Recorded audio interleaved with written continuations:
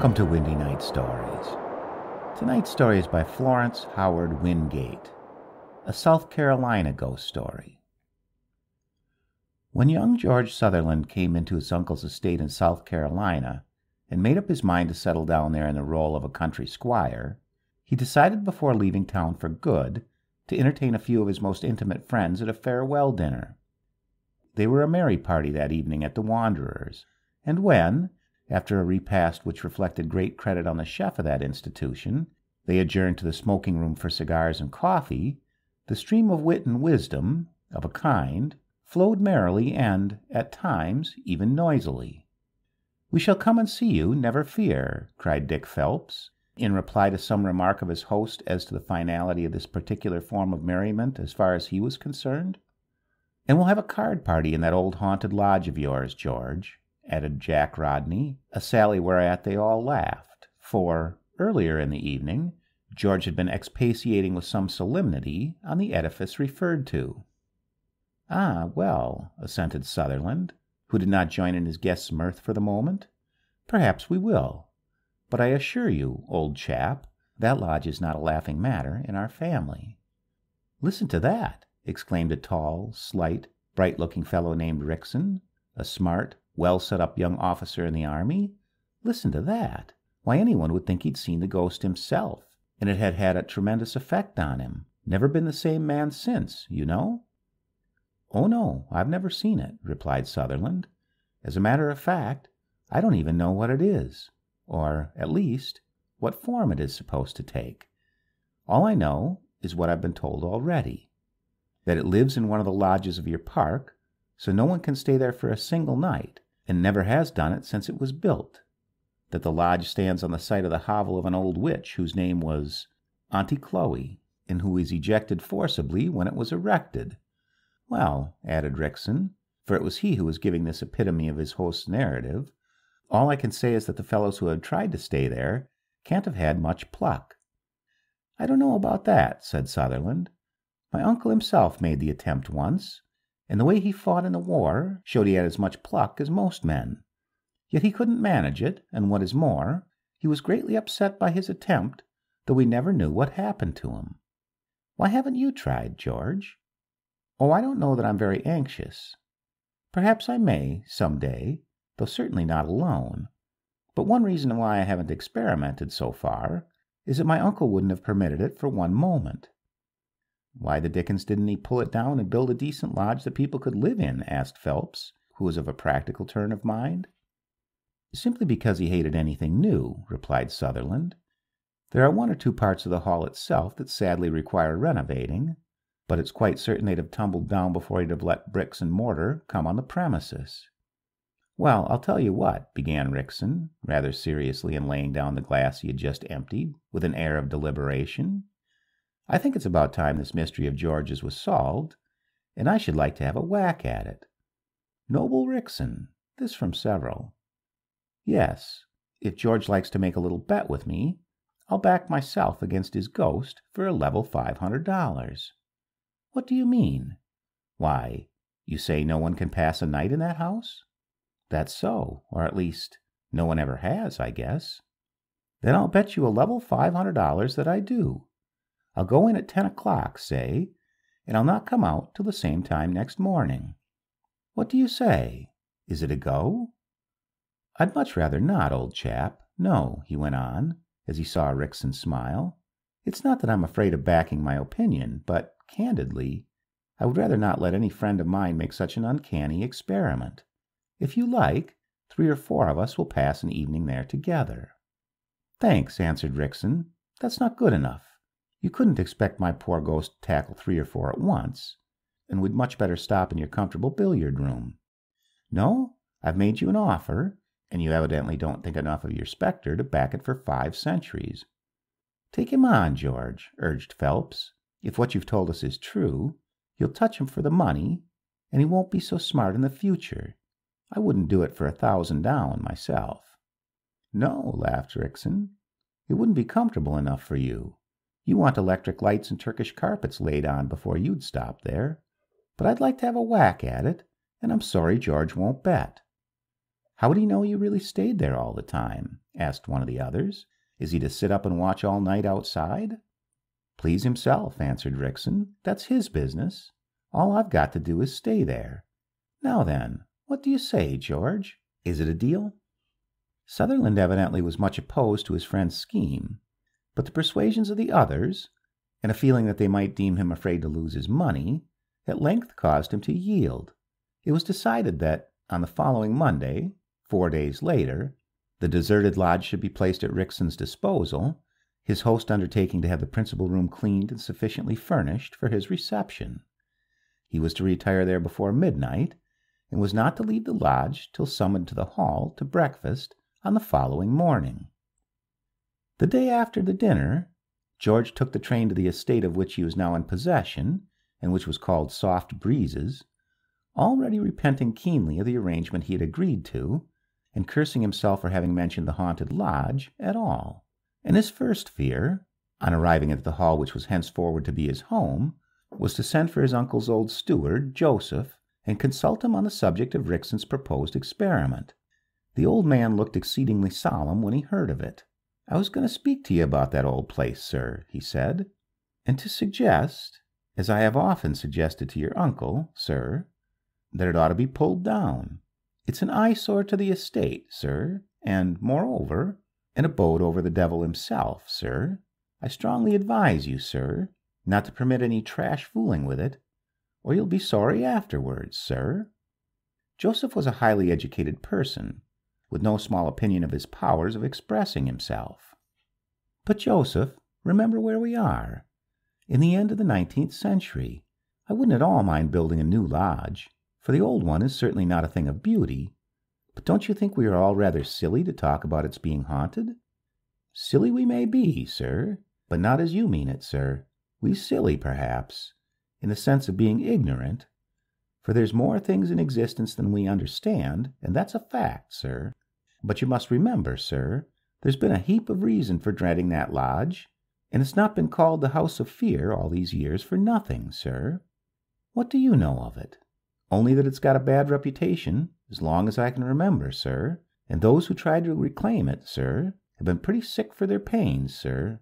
Your uncle himself was one, sir, and I shall never forget how he come out of it.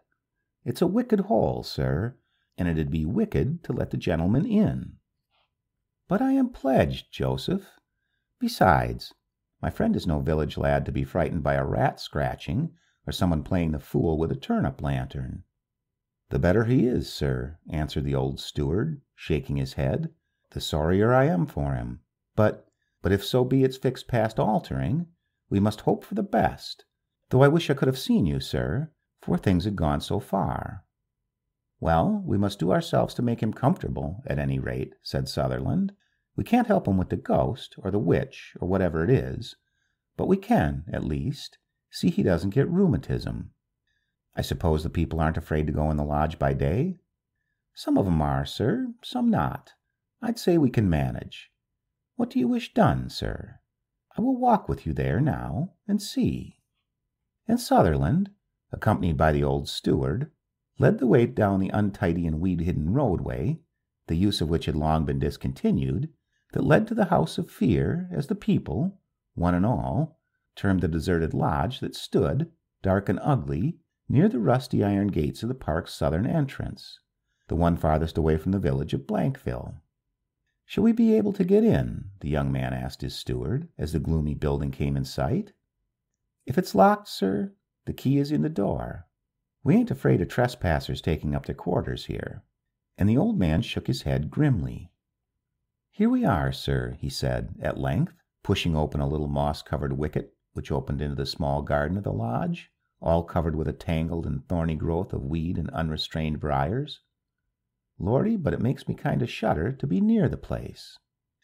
"It isn't exactly cheerful-looking," assented Sutherland, but, nevertheless, he strode up the cracked steps and unhesitatingly tried the door. It was locked, but the rusty key was in its place, and, although stiff to turn, finally yielded to its owner's muscular pressure. And then, pushing open the creaking portal, he stepped cautiously inside, the old man following him, shivering. Within, the place, though gloomy by reason of the dirt grimed on its windows and the matted creepers which overhung some of them, presented no peculiar features. On the ground floor were 2 rooms of moderate size, square and fairly lofty, with a kitchen and offices behind them, while upstairs, whither Sutherland was bold enough to venture, with 4 rooms, equaling between them the dimensions of the 2 below. A perfectly ordinary-looking house, dirty and damp from disuse, but showing no indication at all of deserving its evil repute. On the whole, the young squire was reassured by his visit, and began to think it more likely his friend Rickson would emerge safely from the ordeal he had proposed for himself. Before leaving the place, he settled with Joseph to have one of the ground-floor rooms prepared for his guest's reception, that on the right of the doorway on entering. The only reason for giving this the preference was that it appeared to be slightly the less damp of the 2. "We will have it thoroughly scrubbed and cleaned tomorrow," he said, "and will send over a bed and a few bits of furniture." And the next day he personally superintended these and other details, finally converting the room into a very snug and comfortable-looking apartment. This done, he ordered a fire to be lit daily to air it, and waited, with interest as much as anxiety now, the advent of his guest. As a matter of fact, in spite of further forebodings on the part of old Joseph, familiarity with the house of fear was quickly breeding in its owner's breast the proverbial feeling of contempt, and he greatly alarmed the steward by calmly proposing to forestall his friend by passing a night in the place himself. But the old man's persuasions, added to a feeling of his own that it would not be quite fair to discount Rickson's intended exploit, prevented his taking this step. Besides the hero of the adventure, he had invited to the hall, to make up a party and see fair play, Dick Phelps and Jack Rodney, and the 3 young men arrived together on the Monday morning, as agreed, intending to pass the entire week.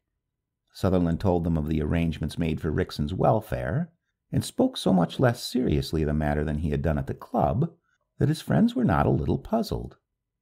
"It goes without saying, old chap," said Rodney, as they discussed the matter at lunch, "that there's to be no practical joking. The spectre, whatever it may be, is to have no human aid anyway." "Certainly not," assented George. "I need hardly say that, under the circumstances, I would not be party to such a thing, and I give you my word that there's not a living soul in the place that dare go near the lodge after nightfall." "Oh, it's all right, old chap," cried Rickson, cheerfully. "Don't mind me. There's 500 to be made. I look upon the matter as serious, and I warn all jokers right off from the start. I have enough medicine here," he exhibited a small revolver, "to cure the worst fit of practical joking on record." "I'm rather glad you've got that with you," said George, simply. "And now, if you please," went on the younger officer, "we'll go and reconnoiter the spot. I think I'm entitled to make myself acquainted with it by daylight."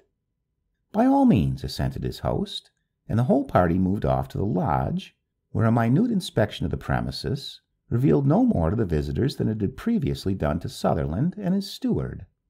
"Seems a bit neglected," observed Rickson, "but as far as I'm concerned, you have fixed things up capitally. By Jove, you fellows," he added, opening a small cupboard in the wall, "look here, a box of cigars, a bottle of Old Crow, and a case of beer. I certainly shan't run away now." The whole party returned to the hall in good spirits, the others reassured, as much as Sutherland had been, by the ordinary appearance of the place, and all feeling that a plucky, light-hearted, absolutely unimaginative person like Rickson had, indeed, as he himself euphemistically put it, a soft thing on. "Well, you fellows," he said, later on, as the clock in the billiard-room struck 11, "I guess I'd better be moving to my quarters. Going to see me there, some of you?" "Rather. We all will. Got to see you really do go, you know," laughed Phelps. "Better have another drink first," said Rodney. "Thanks. There's a good supply there, thanks to George. Come along, then."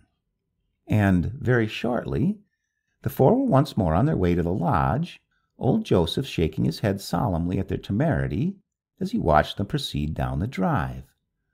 Arrived at the haunted house, the whole party entered, as Phelps said, to give the adventurer as cheery a send-off as possible, and to wish him, over a final round of refreshments to which he had invited them, a hearty good night. In spite of this lightheartedness, all felt now that the words were no longer a mere formality, but the genuine aspiration, and each of Rickson's friends accompanied them with a pressure of the hand which meant more than they said.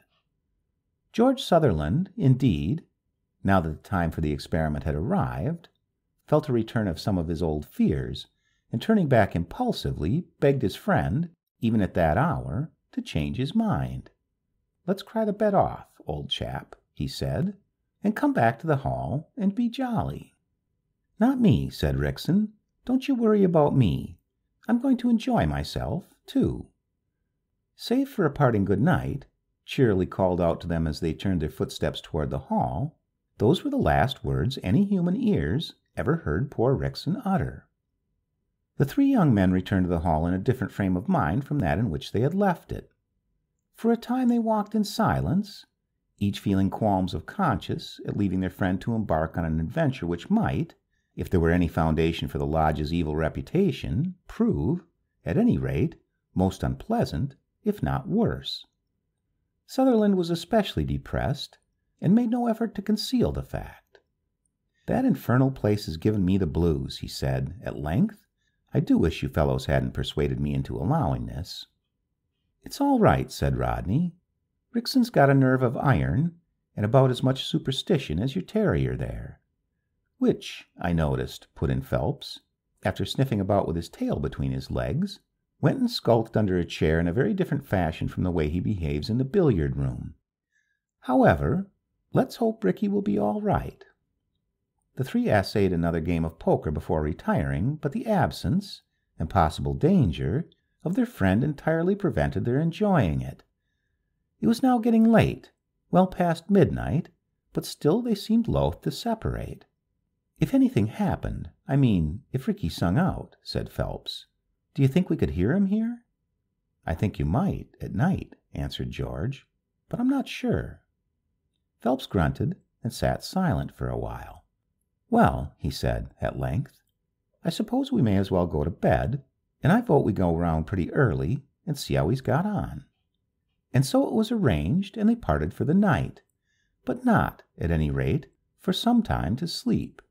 They all felt too anxious, extraordinarily so, indeed, considering how lightly the adventure had been entered into, and George Sutherland, at least, kept his window wide open and listened. It was about 1 o'clock, he believes now, that he thought he heard a sound of a scream, borne to him on the night breeze, of a scream, deadened by distance, but still recognizable as a scream of agony. Immediately he rushed to Phelps' room and narrated the circumstance. "Are you sure?" asked the latter. "Perhaps you imagined it." "I think not," replied George. "At any rate, old man, I can't stand this. I feel sure there's something wrong. Will you come with me and see?" For answer, Phelps jumped out of bed and began hurriedly to dress. "Rather," he said eagerly. "Call Rodney, too. Ah, here he is." "Yes, I heard you talking. What is it?" "I'm afraid there's something wrong with Ricky," answered George.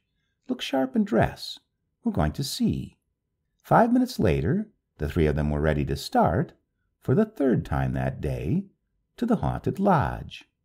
"We'll take Naylor," said Phelps, referring to the dog, now alert and inquisitive at their heels. "And we'll take a gun or two as well," added George. And soon they set out all armed for the fray, and dreading they knew not what. "He's put the light out, anyway," said George, when, breathless and excited, they at length neared the lodge, after many a stumble by the rugged way. "If he's there and all right, he's the pluckiest chap I know." "He is that in any case," declared Rodney. And then they shouted and knocked at the door of the lodge. "Ricky! Ricky! Old man!" But no voice answered them from within those gloomy walls. They listened intently for a few seconds. "I hear something moving," whispered George hoarsely. "It sounds like an animal rushing about the place. Here, shove at the door. Shove for all you're worth. Good heavens, we're too late." They were, though the ancient portal yielded to their attack almost before the words were spoken. Heedless of any danger, consumed with anxiety for their friend, whose silence filled them with a strange fear, they rushed to the room where they had left him not 2 hours before, courageous and cheerful. "Strike a light, quick!" cried Sutherland. "I've fallen over him." And what a sight met their eyes as Rodney feverishly lit the extinguished lamp and held it aloft. There, stretched out, stone dead, his face contorted by some horrible agony, his forehead bleeding as if torn by the claws of some ferocious animal, lay their poor, brave comrade, Alexander Rickson. The three men looked at each other in horror. For a time none of them could speak. "What has happened?" said Phelps, at length finding speech. "Let us cover him up," said Rodney. "He looks too awful. He has died of fright." They had already, in silence, made sure that he was dead. Dead beyond recall, dead as Rodney said, and as they all realized, of fear. What sort of horror must it have been to have killed so brave a lad as Rickson? "Yes, but he has been struck by something, too," interposed George, pointing to the wounds on the forehead. Look at the dog. What does he see?" All three rose quickly to their feet and seized instinctively the weapons they had laid down. "Naylor, good Naylor, what is it?" The dog was standing, his bristles erect, by the end of the bed, gazing at something underneath it and growling fiercely. "It's a cat, a great big cat," cried Rodney. "Can it be that—" "Seize her, Naylor," cried George. "It's the witch herself, I tell you." The dog sprang forward, only to receive a furious scratch which deprived him forever, poor fellow, of the sight of one eye. But it did not affect his pluck, and he still dashed on madly.